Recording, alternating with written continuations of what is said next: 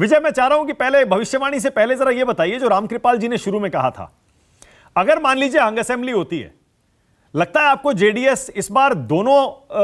की तरफ जा सकती है, बीजेपी के साथ भी जा सकती है और कांग्रेस के साथ भी जा सकती है, और कहां उसको ज्यादा फायदा होगा? मानक, अगर आपको याद होगा तो एच डी कुमार स्वामी ने एक बयान दिया था कुछ दिन पहले। उन्होंने कहा था कि मेरे को दोनों तरफ से फीलर्स आ रहे हैं। तो मतलब उन्होंने एक तरह से संकेत दे दिया था कि उनको कोई आपत्ति नहीं है, क्योंकि अगर वह उनको ऑब्जेक्शन होता तो वे साफ तौर से एक सिग्नल दे देते कि उनको कांग्रेस एक्सेप्टेबल है या एक्सेप्टेबल है। पर उन्होंने कहा कि दोनों से इन्विटेशन आ रहे हैं और मैं सोच रहा हूँ इसके बारे में। तो ही इज ओपन, क्योंकि उनको पता है कि ये चुनाव जेडीएस के लिए बहुत ही महत्वपूर्ण है, फॉर द सिंपल रीजन कि वह सत्ता से 10 साल से बाहर रह चुकी है पार्टी, और अगर इस बार वे सत्ता में चाहे कोalition में या अपने आप से नहीं आते हैं तो उनकी पार्टी की आइडेंटिटी की एक क्राइसिस खड़ा हो सकता है। तो वो उनके लिए बहुत जरूरी है कि वे 40 से 45 सीटें जो एक्सपेक्ट कर रहे हैं इस बार, वो मेंटेन करें, ताकि किसी के साथ भी इनको अगर सरकार बनानी पड़े तो वो उसमें उनको कोई ऑब्जेक्शन। वैसे आपकी समझ क्या कहती है, उनको ज्यादा फायदा किधर नजर आएगा, कांग्रेस के साथ जाने में या बीजेपी के साथ जाने में? देखिए, यहाँ पर ये एक बहुत बड़ा पहलू है, क्योंकि बीजेपी पूरी कोशिश करेगी अगर जेडीएस को सपोर्ट देके, भले ही आउटसाइड सपोर्ट देके भी उनको सत्ता में बिठा देती है, क्योंकि 2024 का चुनाव बहुत महत्वपूर्ण होगा और बीजेपी डायरेक्टली या इनडायरेक्टली कंट्रोल में रहना चाहेगी स्टेट में, बजाय इसके कि कांग्रेस और जेडीएस हाथ में लाए। तो ये शायद इस बार बीजेपी ज्यादा कॉम्प्रोमाइज करेगी अगर हंग असेंबली होती है। नहीं, लेकिन ऐसे में तो कुमारस्वामी के दोनों हाथों में लड्डू होंगे। कांग्रेस भी तो ये कह सकती है कि भैया चलो हम सीएम बना देते हैं, सेकुलर भी बने रहेंगे आपको। हाँ, और सेकुलर भी बने रहेंगे। सीएम तो कुमारस्वामी ही, मतलब प्रोबेबिलिटी अगर देखा जाए तो सबसे ज्यादा उन्हीं की बनती है, क्योंकि दोनों पार्टी उनको सपोर्ट करने की बात कर रही है। लेकिन इस बार का जो चुनाव है, मानक, मैं यहाँ पर ये हाईलाइट करना चाहूंगा कि कांग्रेस बीजेपी के अलावा जो सबसे बड़ा फैक्टर यहाँ पर इस बार होगा वो होगा कि जो एक बीजेपी की डिपेंडेंस होती थी पिछले 6 चुनाव में लिंगायत वोट बैंक पर, उससे हटकर इस बार ये चुनाव होगा। और ये एक बहुत क्रूशियल चुनाव होगा फॉर द सिंपल फैक्टर कि हमने देखा है कि पिछले 3 साल में जिस तरह से येदियुरप्पा को बीजेपी ने ट्रीट किया, बिल्कुल उनको अलग किया। तो चुनाव से कुछ महीने पहले उन्होंने उनको अमित शाह उनके घर गए, नाश्ता किया, और फिर लास्ट में कुछ दिनों में जब जस्ट फाइनल ओवर्स में उनके बेटे के लिए सीट मांगने के लिए येदियुरप्पा को दिल्ली में बैठना पड़ा। जगदीश शेट्टर जो कि लिंगायत नेता हैं, उनको पार्टी छोड़नी पड़ी, लक्ष्मण सवदी को पार्टी छोड़नी पड़ी। तो ये सब चीजें जो हैं साफ तौर से दर्शाती हैं कि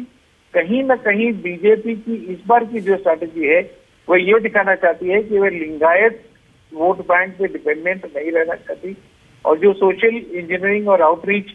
की तैयारी पार्टी ने कुछ सालों से की है, वह शायद उसको एक्सपेरिमेंट कर रही है। तो ये बहुत इंटरेस्टिंग चुनाव होने वाला है फॉर द सिंपल रीजन कि it is not Lingayat dominant BJP इस बार जो चुनाव लड़ रही है, क्योंकि जो सीटें भी दी गई हैं उसमें 72 नए चेहरे हैं, ज्यादातर आरएसएस से जुड़े हुए हैं, और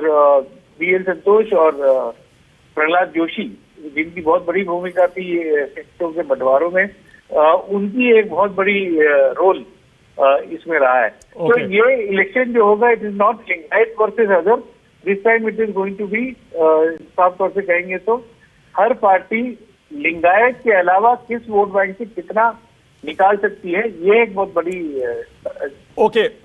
मैं फिर से पूछ रहा हूं, और आप फ्री हैं, आप कह सकते हैं कि इस सवाल का जवाब देना मुश्किल है। अगर मान लीजिए हंग असेंबली होती है और जेडीएस के पास दोनों पार्टियों से ऑफर आ जाता है कि हम सीएम बना देते हैं, हमारा सपोर्ट ले लो, हमारा सपोर्ट ले लो, तो जैसे विनोद जी कह रहे हैं, क्या सेक्युलर दिखने और रहने के लिए कांग्रेस के साथ जाना पसंद करेगी क्या जेडीएस, कुमारस्वामी, या फिर बीजेपी के साथ भी जा सकते हैं, क्योंकि केंद्र में बीजेपी की सरकार है और केंद्र की रेस में 24 की रेस में फिलहाल बीजेपी आगे दिख रही? बिल्कुल, यही एक कारण हो सकता है कि जेडीएस जो है पहले भी बीजेपी से हाथ जोड़ चुकी है। हमने देखा था कि कुमारस्वामी के मुख्यमंत्री रहते हुए येदियुरप्पा डिप्टी सीएम रहे थे 2006 में, और उसके बाद वो जो सरकार फिर गिर गई थी 2008 के बाद बीजेपी है। तो इस बार प्रोबेबिलिटी ये है कि Kumaraswamy to be in the good books of the centre क्योंकि उनको पता है कि फंडिंग जो भी है सेंटर से ही आनी है, भले 1 साल हो या उसके बाद में भी जिस तरह की प्रोबेबिलिटी है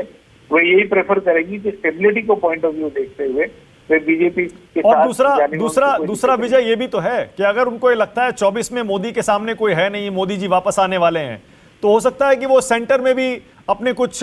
मंत्रियों को देखते हों, कुछ ज्यादा लोकसभा के एमपी सांसद अपने देखते हों कि बीजेपी के साथ मिलकर लोकसभा का चुनाव भी लड़ लेंगे और एनडीए में पूरी तरह से शामिल भी हो जाएंगे।